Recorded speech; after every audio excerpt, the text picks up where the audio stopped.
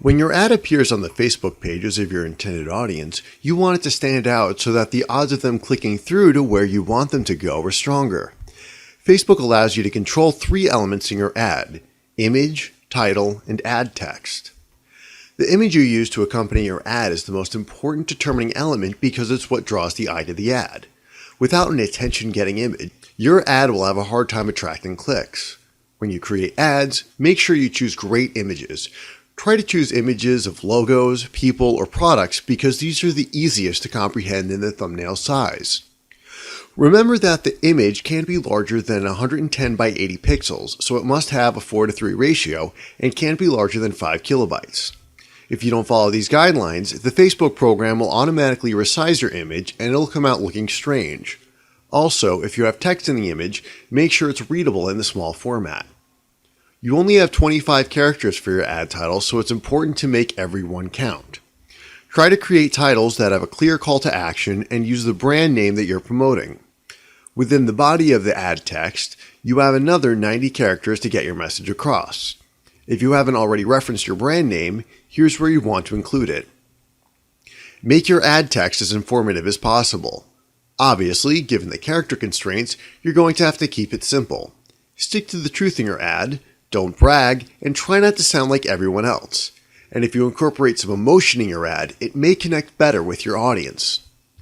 Your budget is something you determine before you start advertising. Make a plan of how much you're willing to spend per day on your Facebook campaign. Make sure you take into consideration that you may need to spend some initial money on the testing phase to find out what type of ads your audience responds best to. When you set how much you're willing to pay per click or per impression, the more you pay, the more impressions your ad will get. It's best to stick close to the max bid if you can afford it, but you also may want to test different strategies to see which one gives you the best results. Choosing which cost model, CPC or CPM, is an important factor in achieving optimal distribution.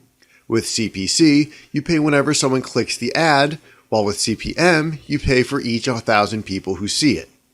Both cost models use a bidding system, and the cost depends on what other advertisers are willing to pay for clicks or impressions from the same demographic.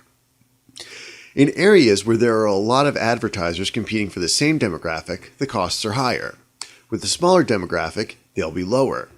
That's why it's often beneficial to be as specific as possible in determining your intended audience. When it comes to Facebook advertising, you'll get better results if you test both models, then choose the one that best meets your business objectives.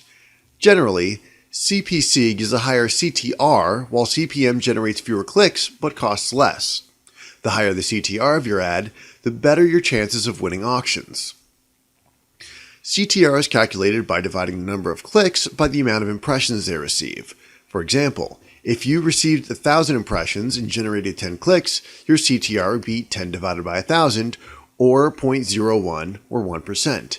In an auction, the Facebook algorithm assigns a quality score to each ad taking part in the bidding, and the advertiser with the highest score has the biggest advantage.